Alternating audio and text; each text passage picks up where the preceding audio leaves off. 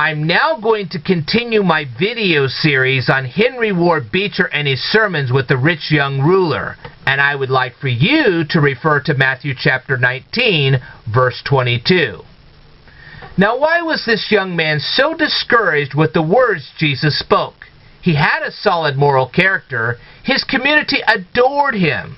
He was self-sufficient. That means he wasn't a financial burden to anyone. But he was still selfish. He wanted to be a friend to the world and be a member of the kingdom of God. He wanted to add Christianity to his worldly existence. He thought he could keep his worldly possessions and still enter the kingdom of heaven. Think about that for a second. He thought he could keep his worldly possessions and still enter the kingdom of heaven. Now remember, this guy had a nice home. He had lovely furniture. He had very stylish clothes. He ate the best food. He had a great moral character. But what he didn't have was a sacrificial spirit. He read the book of Job, but he never applied its teachings into his life. Jesus knew that this man would never go where Jesus wanted him to go. This man would never embark on a missionary journey like Paul did. Basically, this man was a slave to his possessions. This man would never stand up for Christian principles like John the Baptist did when he stood up against Herod Antipas. This man wanted to be popular, even if that meant that he would have to sacrifice his principles. Basically, this man was a slave to peer pressure. Think about that for just a second. This man was definitely a slave to peer pressure. Okay, someone who is a slave to his possessions or to peer pressure cannot be a true servant of God. Sometimes God will ask you to sacrifice your social status and your possessions to serve His purpose. If you are not ready to do this, you won't be an effective servant of God. Okay? Now, oh sure, you will find people who claim they don't love money. But ask them to put money in the offering plate.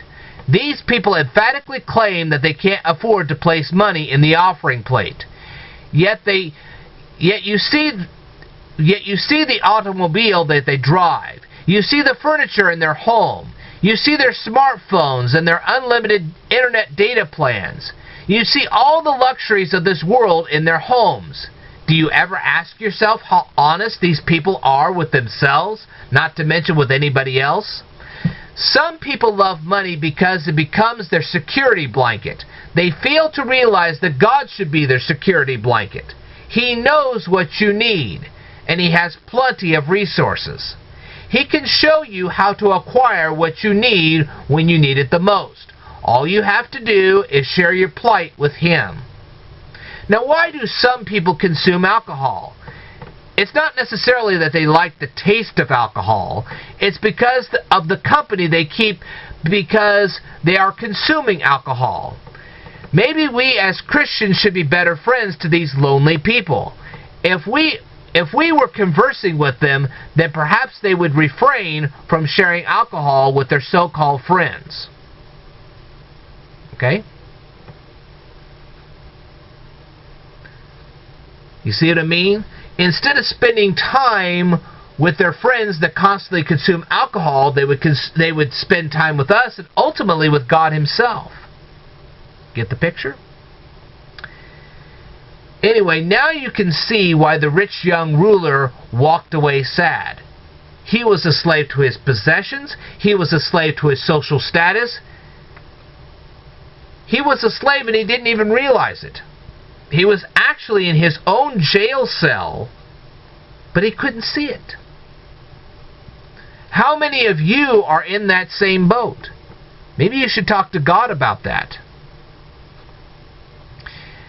And if you feel apprehensive every time the offering plate is given to you or it's passed on to you, maybe you should think about your relationship to God. Do you doubt that God can give you all you need? Think about that for a second. Alright, that's all I've got for tonight. I will tell you more in a future video, so I want you to stay tuned.